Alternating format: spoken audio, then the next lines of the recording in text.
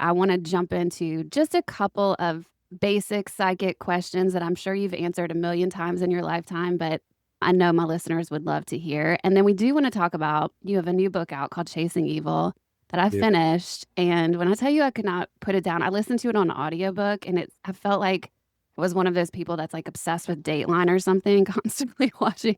It will hook you. That book is so good. So I can't wait to talk about that either. Before we start, I know in both books that I've read of yours, and so I'm assuming this is something you say consistently, you say that everyone has psychic abilities and Right. intuition. So what is the difference between someone just having a strong intuition and someone who should be doing readings psychically? Ooh, I like how you phrased that because there's Okay. a very, very different question than people normally would ask me. So there's no difference between intuition and psychic ability. They're one and the same, they're synonymous. Okay. There is a difference between, I think, people who should do it for other people. Yeah. I think that you are called to do this for other people. So let me take you back to the University of Arizona studies that I was part of. It's called the Afterlife Experiments, where myself and a number of other mediums were being tested. Yeah. Want to say it was the second, maybe it was the second time we were out there doing these double blind studies. And for those that understand science, every time you do anything scientific, you have to basically like repeat and extend what you did. So you repeat the previous test and then you extend to see how far you can kind of like, push the data. Okay. We're there for the second. I want to say it's the second time. It might have been the third study because I was out there for 4 times, 3 official and 1 unofficial. And the scientific moderators came into the room where the mediums were sitting. And opposite me was a woman named Suzanne Northrup. Suzanne Northrup is a colleague of mine. She's also from New York. She's probably got 10 years on me experience wise when it comes to doing mediumship, if not 15. And I've known her since I'm legitimately like 16 years old, right? That's how Okay. this woman. So I know her a long time, 40 years. And she's sitting in front of me. And to our left, the scientific moderators come in and said, "Hey, I'm just curious. You can teach this? Like, you guys can teach people to be mediums?" Mm. I said, "Yes." She said, "No."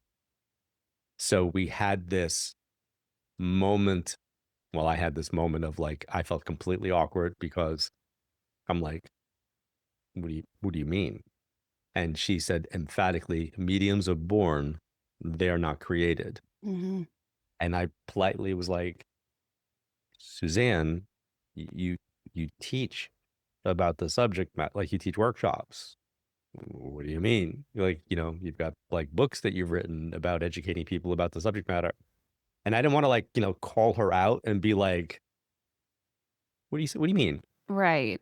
So she said, I will say that again. Mediums are born, they're not created." So we had this like minor psych off in front of the scientific moderators, and then when they walked out, I looked at her and I was like, "How could you say that? Like, you teach workshops. Like, why would you like you've taught classes. Like, you educate and lecture people all the time. You've written books. Like, Right. Make that make sense. yeah, hello." And she looked me deadpan in the face again and said, "Mediums are born, they're not created." So let's say that was in 1999-ish or 2000, somewhere around there. I agreed to disagree with her. Then crossing over happened. And when crossing over happened, it blew the roof off of the subject matter. And everybody and their brother started becoming psychic mediums. Mm. All of a sudden, it was like, there went people who did tarot. There went the people who did astrology. There went the people who did regular psychic readings or numerology, even. There were no more psychometrists or palmists. Everybody was a psychic medium. And I remember saying to Suzanne after the fact, because she had sent me, and I still have it to this day, she sent me this amazing stuffed bear. When you squeeze it, it has her voice inside saying, "Congratulations, I'm so proud of what you're doing for the work." Wow. Yeah, it was a really heartfelt moment. And like I said, it's all these years later. It's 25 years later. I still have it. Um, I got it. I got it in that moment, what she meant, because anybody could say that they're a psychic medium and use their intuitive ability and attempt to do mediumship. But the reality is, when you're called upon to do this, you're called upon to do this. And I didn't have the experience that I needed to answer the question in the way that she did. So I'm always very deferential to the people who come before me. I always want to give the props to the Shar Margolises, the George Andersons, the Suzanne Northrops, the people who were doing this way before there was a John Edward. And I think what's important is to always learn from above so that you can teach below, right? So in astrology, they talk about as above, so below. I kind of feel Mhm. that when it comes to your own, like your own trajectory, know whose shoulders you're standing on and know like the accomplishments that came before you. So I give her full credit for educating me regarding mediums are born, they're not created. So, do I think everybody can develop their psychic ability? Yes. Do I think everybody should develop their intuition and their psychic ability? Yes. I think they should do it to the point of looking at life through an energetic lens. For example, both my kids were raised this way. My son's a doctor. He's going into cardiology. My daughter is a singer, dancer, actress, writer. That's what she does. Astrologer. But even with her knowledge of astrology, getting her to look at people's charts for me is like an ordeal. It's not her calling. She could do Mm. it, but it's not her calling. So Mhm. I think that mediums are indeed born. People are born to do this, and that not everybody should do readings for other people because once you walk through that door, you're now dealing with a different level of karmic interaction with the universe, the level of ethics and responsibility that come into play. Your life will never be the same. So I'm always the person that when I'm training someone or I know that I'm talking to somebody who's in development in training, I will say to them, are you sure you want to go down this path? Mm. Because once you go down this path and once you gain this knowledge and once you understand universally how things work, you're going to be looked at, judged, or graded, however you want to phrase that, differently because you know better now. So you can't go, well, I didn't know because yeah, you did. You did know. So do I think that everybody can develop? I do. And I think they should. As you know, you talked about Infinite Quest, which is a book that I wrote. I did a series called Project U. I have that on Evolve Plus. And I want people to do it, but I don't make the leap into doing it for other people so easily. Yeah. I mean, heavy is the crown, right? Kind of like you said, once you start walking into that world, there's a whole nother layer of things and beings and energies that you're dealing with. And so that's what I love so much about Infinite Quest is you talk about the ethics of that. And I want to get into that in just a second. But I will say, when I was first researching for this podcast, it's still coming up online just how maybe skeptic people are or that that this just isn't scientific. There's a lot of religion type, I don't know, people or businesses that will speak against psychics Sure. directly. So Sure. why do you think this is one of the things that is still in 2025 so highly skeptical? There's so many people who are highly skeptical, but then there's also so many people who are leaning more into it and it's such a guiding force in their life. This. He's holding up his cell phone. What do you mean by that? Well, I think that people are not looking towards experts in the same way as they once used to. I think people are now getting a false sense of education and empowerment because Mhm. the algorithm is pushing information to them based upon their interests. So, we just went through a period of time where it was the, I don't know, third, fourth, fifth, sixth time the rapture was supposed to be happening. Right. And now it hasn't happened. And so instead of people going, oh, I've been duped, this was a man-made thing that got created, and oh, it spawned an industry of books called the Left Behind series and movies and whatever, they go to the place of, well, we're going to move the goalpost. We're going to move it to the next date. When will the next date of the rapture be? Right. So I think whether we're talking about, um, and I'll try not to get agitated with this one because it's my background in healthcare and public health and all that stuff. When you are taking information from people that are online that don't have letters in front or after their name when it comes to healthcare or science, and you are now going to make bold-faced, inaccurate statements that can affect the health and well-being of other people, that's dangerous. So Mhm. whether you're doing it about religion, politics, or whatever, everybody has this false sense of intelligence or accuracy of their own Mhm. of what they know. And like I can have a really healthy conversation about astrology with an astrologer. I can make it sound like I can do astrology because I know a lot. but I'm not an astrologer. Right. At a certain point, I'm going to say, Kelly, you need to go to an astrologer because Mhm. be able to take you to the next place and to the next level. And they're going to explain all of these things. Oh, and by the way, they're going to give you the math behind it. They're going to tell you how they got there. They're going to tell you what it means on a level that I can only superficially kind of give you a window into that. So whether it's science or astrology or this subject matter, it makes me very, very concerned that people are empowered with ignorance. They're Mm. empowered by arrogance of what they think they know when they don't. Mhm. So now, that being said, I want to also be very clear. I was that person to a degree when I was a kid, when I was 15. I did debunk people who did this work when they came to my grandmother's house, which was quite often. I did make fun of the people. You know, I did have those conversations with the relatives that went in for the readings and came out and going like, how do you believe this? Like for real? Like seriously, explain to me why you believe this. Somebody's flipping over a couple of cards and they're giving you an opinion based upon, you know, like what exactly? And I was condescending and I was negative, but I also blame it on my youth. I blame it on a youthful ego. I blame it on my ignorance and arrogance of being a 15-year-old kid. But then as I learned, as I studied, wow, did I recognize how much I didn't know. Somebody Mm. once said when I was a kid, I used to think I have all the answers, and now I'm just trying to figure out what questions to ask. Mm, that is good. I always say the older I get, the less I know, but that is actually that more accurate way to say it. Yeah, it was such a profound statement. It was my cousin's ex-mother-in-law. Her name is Marge.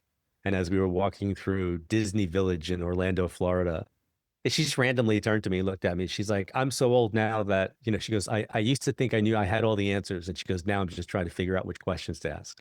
Yeah. And it, Wow. it hit me as a kid. I was like, ah, that's kind of profound. Yeah. Yeah. If we're looking at like people listening want to do this kind of work, but they're scared, how do we differentiate between kind of a person living in their ego?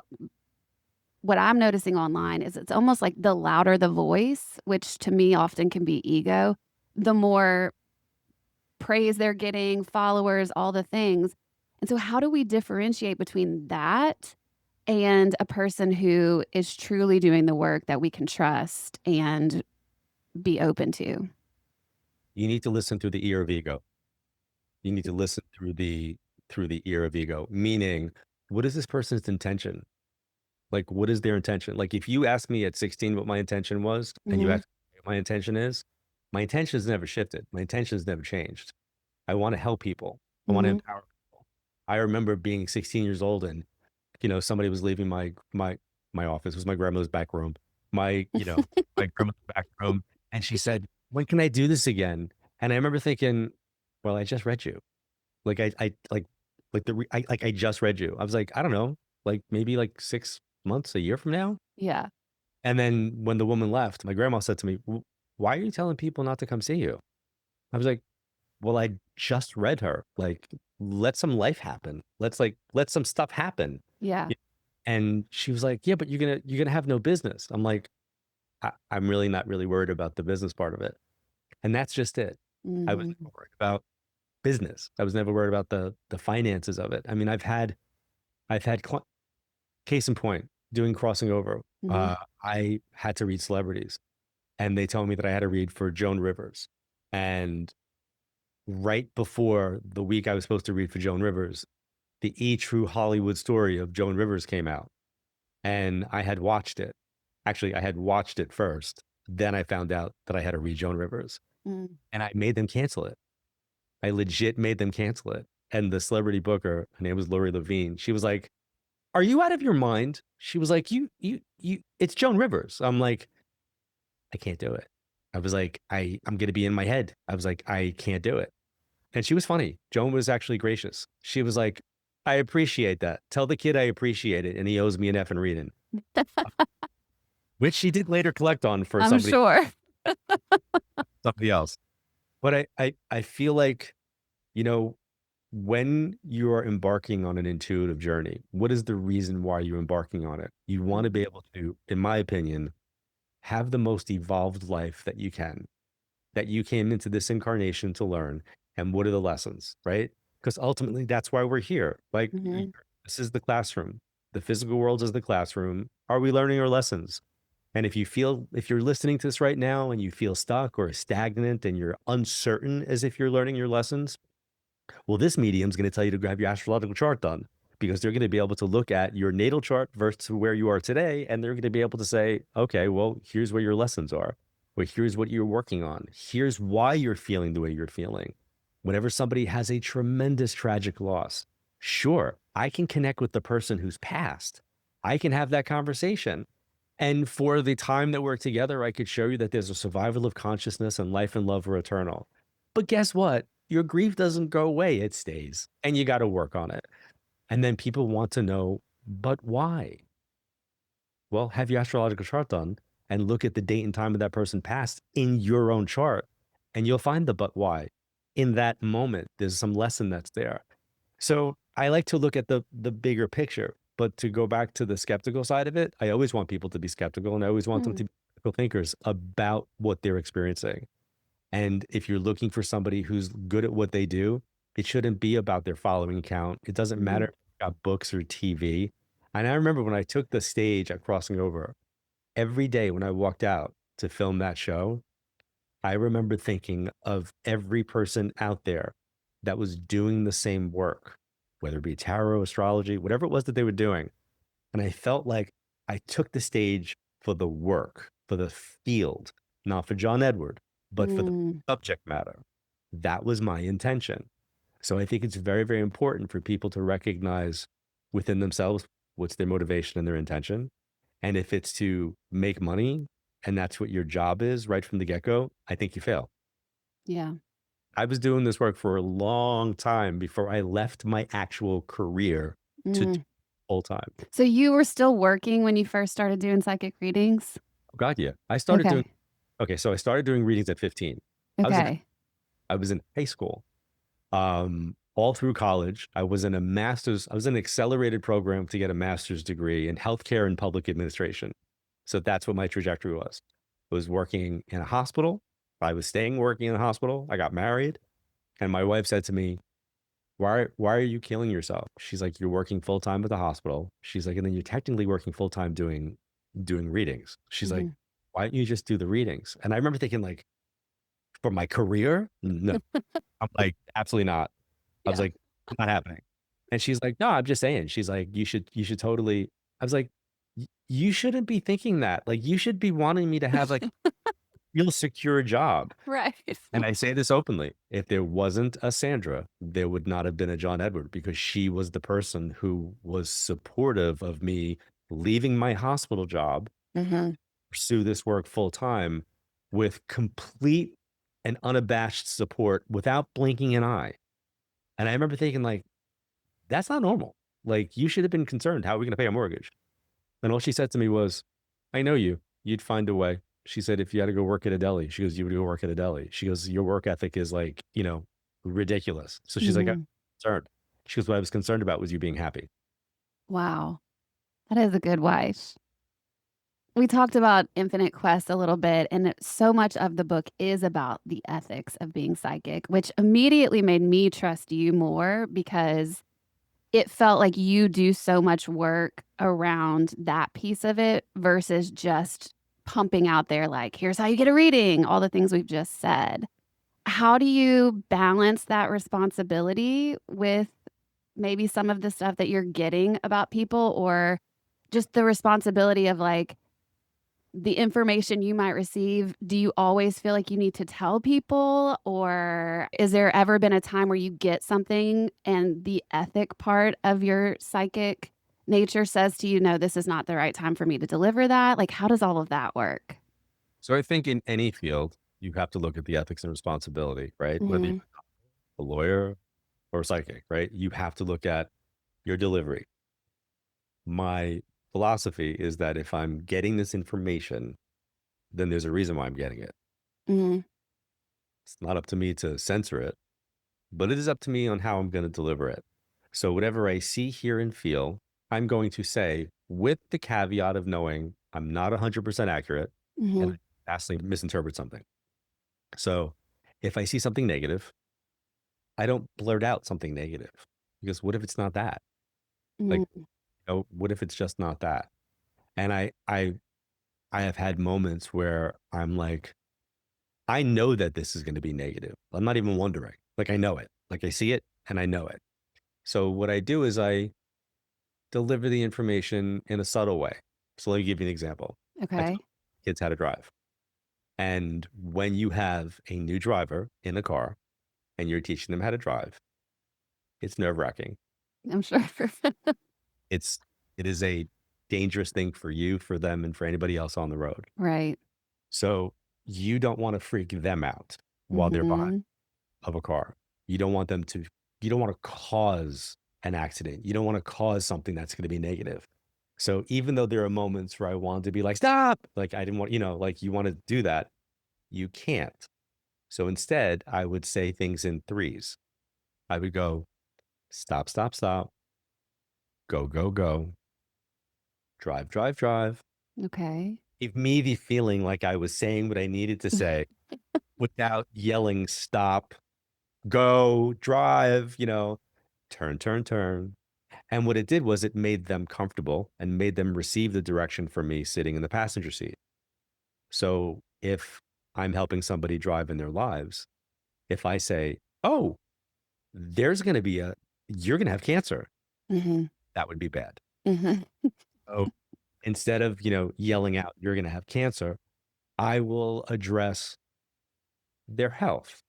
I will ask if there's anything pre-existing. I'll have a conversation about their blood work. I'll say like, hey, have you had a physical recently? Have you had something in this area before? Is there anything going on there? About time I'm done with this reading, I'm going to hit that subject matter probably about 25 times. Mm. So they're hearing it. They're just not hearing it with fear. Because if I give something with fear, that might stop them from going to get that checked. So basically, you're trying to lay the groundwork for them to go get it checked almost. I'm trying to lay the groundwork for a person to make empowered choices. Empowered choices. I love that. Okay. Well, I was thinking about this, and I think you touched on this in Infinite Quest as well, but I would imagine mediumship comes with a lot of positive feelings when you're delivering information, but then there's also the things like you just mentioned and possibly scary information or grief. How do you not take that on yourself? So psychic self-defense is something I talk a lot about when I'm teaching about the subject matter. Yeah. That is a prophylactic measure that you take when you enter somebody else's vibration so that you can actually swim in their water without getting wet. It's pretty much the best way I can say that. Consider it an energetic condom, right? It allows you to have the experience and the feeling, but you don't take stuff with you. That is energetically, so you'll never forget that. That I Uh, will never forget that. That's perfect. and that is a thing you need to do. Like you need to protect your energy because you Mhm. can on other people's stuff if you are not protected. So it is a conscious decision and choice of when I'm going to be reading, when I'm not going to be reading. I'm never going to enter someone's vibration without their consent. I'm not going to be sitting on a plane, next to someone Mhm. and then tuning into their energy. It's quite the opposite. So when I worked as a manager of a deli when I was a kid, and the owner of the deli was OCD. And if you were not with a client, you were cleaning, right? The deli was like spotless. That's how he had us, and it was ingrained in me. Clean, clean, clean, clean, clean. Then I went and worked in healthcare in a laboratory. Well, guess what? Now you're dealing with universal precautions and protecting your health. And when you work in a laboratory, there's a department called microbiology. Mhm. And all you got to do is like walk through there one or two times and see how things grow. And that'll have an effect on your mindset, right? So going from the deli to hospitals, I'm a little bit germophobic when it comes to like, you know, critters out there. That being said, I'm energetically germophobic as well. I don't want Mm. anybody's stuff, right? So if I'm talking to somebody and they just had a fight with their spouse and that's in their energy, let's keep it there. Like, I don't need that. It's like you wouldn't want to have a conversation with somebody who's got really bad halitosis. You don't want to smell that. I don't want to feel your bad energy. I'm very clear on protecting that. So when you're developing your intuition, you want to have a very strong, healthy boundary energetically of what you Mhm. will do. This is where the ego comes in. Mhm. When you're developing, the ego goes, oh my God. And I talk about it as being your inner monster. Your ego is the inner monster in development, and entitlement is what I refer to as its bitch. So we have an ego and entitlement moment coming together with development, and somebody gets stuck in that moment, then they don't think they can be wrong. Then they think that they can read whenever they want. Then they think they can enter someone's vibration with or without their consent, because why would you not want me to do this? Look what I, Mhm. or the power of love was so strong from the afterlife that, it moved me across the parking lot to give a message to someone. No, it didn't. Your ego moved you across the parking lot to give your message. So it's really, really important to understand all of this stuff. And that is before you even talk to a client. Right. It's got to be the right time and place. Yeah. I love that you also mentioned that you're wrong because being a psychic is it's human interpretation of something else, right? And I think this a lot of times with all the people we put on pedestals at churches or any sort of leadership position. It's like at the end of the day, they're still humans on this human journey just as we are. And so we're not going to get everything right. But one of the big things that people kind of buck back against the psychic stuff is, well, they said this and it wasn't exact, or like time being off, or things like that. What would you Yeah. say about that? I'm going to tell you that the greatest gift I was given in my development, and I share this as often as I possibly can, a woman that I studied with, her name is Sandy Anastasi. And she said randomly when I was like 16, um, you don't always have to be 100% accurate. Mm, So she goes, you don't always have to be 100% right. And I remember being confused because, as a psychic, you're supposed to be right, right. but you have to strive to be as close to 100% accurate as possible. Okay. And there is a very, very fine line between being right and being accurate. And here's the example. Put me in a room with 20 people to read. I will look like I'm 100% right in that room if I don't educate them about the process. And sometimes being what appears to be wrong when you are getting as close to 100% as accurate as possible, meaning there will be things that are going to come through in a reading that the client's not going to know about yet because it hasn't happened. Mm-hmm. There are things like my first interview with Bob Hilland, right? When he first came to me for that first murder case we cover in Chasing Evil, he thought I was wrong Mm-hmm. because I gave him information that he did not have knowledge about. Mm-hmm. I became 100% accurate with him when he talked to his parents outside of the reading. But what if I didn't push that information? Mm-hmm. I wouldn't have been accurate. So there's a fine line between being just right and then being accurate, meaning sometimes you have to push the envelope of your intuition and stick to the information that you're getting when you are perceived wrong, when you're not. Yeah. Yeah. Well, we have to talk about Chasing Evil now because we've touched on it enough. Can you give the listeners just kind of an overview of exactly what the book is about before I dive into all my questions? Sure. In 1998, an agent from the FBI named Robert Hilland came to expose me as a con and a fraud and to have me arrested to prove not legit because he heard me on local radio and it pissed him off. That's the genesis of how we met. Truly. I love how much he did not want to believe in the work that you do to start the book. Like, I love how skeptical he was because I know my very first psychic reading, I literally went to it with so much skepticism that I was so excited to report back to my friends after about how wrong it was or how weird or hokey or anything like that. And that was so the energy that Bob met you with. And he still has it to this day. How? How is that possible? It's a really good, healthy sense of skepticism, right? Okay. As an investigative mind, but so do I. Yeah. So it's like you could be skeptical about the process. You could be skeptical about the people. You could be skeptical about what it is that you're getting because all that means is that you're thinking. He's not Mm. cynical any longer. He's no longer cynical. Yeah, that is a good distinction. Well, you had said in the beginning of the book there was a specific reason you never worked with police. And I kind of always think about this with psychics too. Why are more psychics not directly working with FBI, police? Like, our political world right now, it feels like, where are the psychics? You know, why can't we just get the answers that way? So what was your reasoning for not wanting to do that kind of work? My father threatened me. He told me not to. My dad was a New York City police officer and told me not to, one, besmirch his name, and two, don't ever let me find out you're working with the police because he was a police officer. And I said it then, I'll say it now. I have a great respect for people who put their lives on the line to protect other people who serve. He was on the job for a number of years, and it was never something that I felt a pull towards. Just wasn't my thing. Like, I Mm. enjoy working with my clients. I had been pulled into other cases along my, path before I met Bob, but not anything like official official. He was the official for me. So what made you say yes? My assistant, Can you my tell us that story? so he had called the office, and I only actually just found this out recently. I thought he called the office multiple times. So in one of our previous interviews, I had said like, and this guy called my office like, so many times, and but deadpan, he just went, no, I didn't. And it was a very uncomfortable moment because it was like a live interview, and I was like, "What?" Oh. I thought, and then after the fact, I was like, "You didn't call me, like, multiple times?" And he went, "No." He goes, "I called you once." It's really fascinating. I said, "'Cause my assistant at the time made it so urgent that that got translated to me as multiple calls for some reason."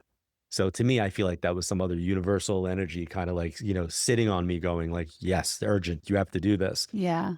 And I did. And I treated it like every other client that I would work with, just say yes or no. Don't tell me anything. I'm going to give you information you're going to understand. Some of it you're not. I'm going to ask you to write it down and be open to the process. And whatever I see, hear, and feel, I'm going to tell you what it means to me. If I talk about people being above you, it's older, to the side, around the same age. Below you is going to be younger. I'll be off by the names, but I won't be off by what it sounds. And I won't be off by the initial. Do you have any questions? And he was like, no. Your assistant said, sometimes you work with objects. And I said, yeah, I do something called psychometry where I could hold on to an object of something and I could, read the energy of the object. And then I explained that there's two different types of psychometry. There's objective psychometry and subjective psychometry. And for your listeners, please never give a medium a photo of a person who's passed and never give them an object that belonged to the person who's passed because you can energetically feel, sense, and pick up on the vibrations of that person and describe it. No different than if you showed me your family photos and they're all living. I could look at it and I could see the energy of the photo and describe it. Doesn't mean I'm making a connection or having a conversation with your relatives. Mm. So he brought me 9 items, I believe. 5 of them were legitimate from a case of a missing person, and 4 of them were control items that he had taken from 4 different women in his office that he put into the same type of bags for evidence bags. And he laid them all out in front of me as if they were all part of the same case. And the first thing I did was remove the 4 control items and say, I don't know what these are. They have nothing to do with your case. And that was pretty much the genesis of how our first meeting went. And then I started getting information about not just the case and aspects that were going to help him eventually on that case, but I wound up making connections with his relatives. And information came through about his family that he did not have access to, and that kind of, like, flipped him out when he went home and talked to his parents. I love that he came in with the test and you immediately passed it. I mean, and that did seem to really lower his guard. I will say one of my favorite parts of the entire book was watching his transformation. And it was like his opening up, and then he even started to embrace things. I remember there's one part of the book where you're talking about using sage, and then him tapping into his own intuition and kind of speaking to the other side. What was that like for you to witness? Kind of really, like, cool, like, a really Yeah. journey, and like I said, it's what I want for anybody when they develop an understanding of the world of energy is you're part of it, so Mm. navigate your world. Now, he's not, after 25 years of working directly with me and me teaching him, right, technically, vicariously by working with me, he's not doing readings. He didn't pick up a deck of tarot cards. He's no longer working for the FBI, but he's not doing readings. He's still doing what he does in a different capacity for the government. But the reality is his language is different. His perspective is different. So therefore it shifts the environment that he's working with and living through differently. And that's the goal. Going back to the first question of how do you know when you should be doing readings for other people, Mhm. or how do you know like you are just developing your intuition for yourself? He's another great example. What is there a difference for you when you're doing a reading with Joe Schmo on the street versus when you were working with him on these cases? Like, were you getting information in different ways? Did it feel different to you? Or was it all the same? And I mean, there were so many times in the book you would call him with such an urgency. So Yeah. how did that look? So there are a few people in my world, Mhm. a couple of celebrities, Bob, family, that give me open permission that if I ever get something about them that I have their consent that I can actually, call them and say, "Hey, I'm feeling this. Like, you good? Like everything okay?" Mhm. Um, Otherwise I just don't do that. And with him, we kind of developed this banter, this kind of rapport where he gave me permission and like, if you get anything else on this, let me know. A lot of times I didn't. And then a few times I did, unexpectedly. There would be these moments where I would have this sense of urgency to call him. One case I was in Ireland getting ready to do, I'm 6 hours ahead of him and I'm, getting ready to go on stage and do an event. And I'm getting information on a case that was taking place at Yale University. Another time I just landed at close to midnight in LaGuardia Airport in New York City after I was on tour and got information. And I was like, dude, this has to happen now. Like, you need to go do this now. So we've had those moments. And then we have the equal and opposite moment where he's like, this is really important. Like, what do you get? And I'm like, I'm not getting anything. I'm so sorry. And he'd be like, why not? I'm like, I don't know. I'm like, if I could answer that, I would tell you. I was like, I don't. So if I had to, summarize why, I would say it's probably because there's some type of lesson, right? And Mm. the book ends on a very big lesson of his transformation. And I remember, when we were writing the book, trying to figure out how we were going to end it. Like, how do we end this 25-year, part Mhm. one of our working relationship? Well, the universe answered that question for us. And I don't want to give anything away because I'd love Yeah. to be chasing evil because the the case that it begins with, my journey with him, not the book, but my journey with him, that actually missing woman. It ends with a pretty big, uh, I'm going to say, blow to Mm. his and to the case legally. And that in that moment, when that conversation he and I had, I very clearly saw the ending of the book, not from a criminal standpoint, but from an energetic standpoint. And I think that journey is the one that's probably the most profound, is Yeah. that Bob's journey going through this. And that's what I want people to take away from this. People like, you know, I was very open and very anxious about this book coming out because I had agreed to help him. And I said, listen, as long as my name's not used, keep my name out of everything. And he was like, no problem. I want to keep my job. So like we had a great working Right. relationship. But when this book was coming out, now the anxiety of all those years of me being involved with this stuff Mhm. and not talking about it, having a producer from Crossing Over calling me up and being like, "Oh my God, this was going on while you were doing the show." Oh, yeah, And I I'm, didn't even think about that. I'm like, "Yep, it was going on while we were doing the show." And she said to me, she goes, "All the attacks that you took back then," she goes, "and you could have just like whipped this little factoid out and been like, oh yeah, well, by the way, here's this." And I said, "No, we both had a mutual agreement that we were going to keep that under wraps." And we did. And we Mhm. absolutely did. The book does end up kind of being a spiritual book after all of the conversation of the crimes and the Yep. investigations you guys were doing, but it becomes about the lessons that you learned. One of the things you said at the very end really hit me, though. It was something about the universe's justice system being so much more profound and great than the Yep. one down here. And sometimes, I think I know me as a person, if you know anything about astrology, I have so much Libra in my chart. So I am big on justice, like the balance. And I'm just you do too? Okay. I'm a Libra. I have a stellium in Libra. Me too. Yeah, so that's a huge part of what matters to me. And there's so many times in this lifetime where I feel like, how is this not working out in the way that I see would be justice? Can you talk a little bit about that and why you think the universe has a better justice system than we may ever know? So my guys gave me this as the analogy, Okay. but you got to come to eighth grade science with me, chemistry with Miss Sullivan. And that was every chemical equation gets balanced in the universe, right? Right. Chemistry, it's all about balancing the equation. So we are all chemistry.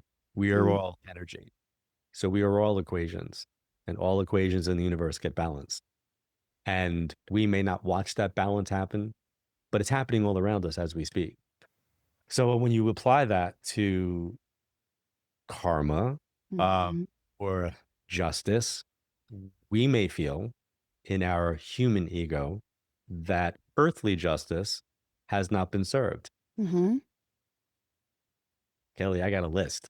I got a list that you and I could probably share and cross reference and be like, you got this one? Yeah, yeah, Yeah. I got this one too. You got, I got this one in bold. Um, Mhm, and then I just sit back and recognize that we can only be responsible for driving our cars. mm, We can't drive the other people's cars. So as we drive, mm, we have to brake before we crash into something that's going to be damaging for us. And I think when we get all too consumed by what we perceive as justice must be served, then we actually become myopic in our ability to operate within the confines of the universe we're living in. So my God just told me, they just said that the justice system to the universe, pales in comparison. The justice systems of Earth pales in comparison to the justice system of the universe. So we may not always see people get what we think is their due, but rest assured that they do. That is the professional side of me answering. The personal side has a list. I'm like Arya Stark. I'm Game of Thrones. Like I Thank have a, God. I could separate the personal side and the professional side. And the personal Yeah. side, oh, by the way, I have a Scorpio rising, if that helps. Oh, yeah, that for sure helps. So you Yes. really like revenge and things like that. A Sun, Libra, Scorpio rising, Moon in Aquarius. So not Oh, only wow. I can detach my emotions from all of that, which gives me the ability to do what I do as well. I Oh, can be that makes sense. I can be surgical about my readings. Yeah, because that was so much in the book. You would not attach emotionally. I would be sobbing with the stuff you were saying. Like it was I'm a Pisces moon, if that says anything for you, but like it felt so big and heavy and these conversations are hard, right? And you would be able to deliver the information that he needed without any sort of emotional tie to it so then he could go do his job. Correct. The only time I had a hard time was with the little boy Noah, Yeah, that was a tough one. because the daddy in me kicked in. Yeah. But so to your point about the justice, if you guys had focused on what you thought justice needed to be with the cases in the book, you would have missed the lessons that were being presented to you on your own journey, both of you, it seems like, from all of the experiences you had together. Yes, Yeah. I think it's all about the lesson. Yeah. Everything's about the lesson. And I literally, I mean, I can go in any area of my life, in any year of my life. I could legitimately tell you that my probably biggest question always is, what am I supposed to learn from this so I don't got to do this Mhm. anymore? I got to learn from this so this stops. What I got to learn from this, I got to repeat. Like the what have I got to learn from this is a Yeah. really big question that people should Mhm. really should should ask them. Oh, and by the way, guess what? Newsflash. Just because you asked a question and just because you recognize what the lesson is, the universe is really good at giving pop quizzes.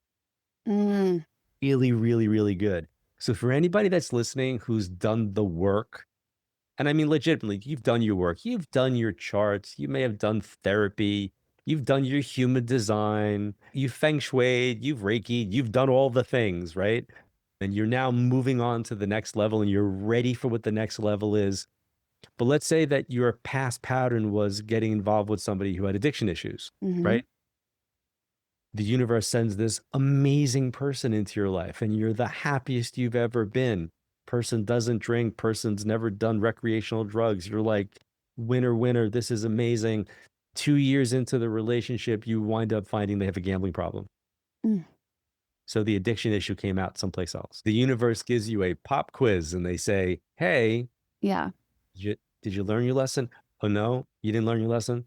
Okay, so now you're back in school with this person. We'll check back. Mhm. see how, remedial addiction, human ego 101's going for you. And hopefully you'll be able to remember all the things that you went through. And hopefully you'll be able to evolve through this moment and get back to the empowered version of the life you were living. Yeah. I always say on this podcast with the listeners, what is it here to teach me? That's what we talk about all the time, and it's the same thing.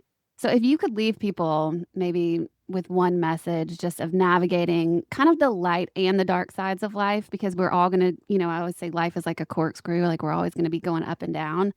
What would that be? I always want people to, at their core, communicate with the people that are in their lives right now, Mhm. openly and honestly about how they feel. Because sometimes you're not promised tomorrow.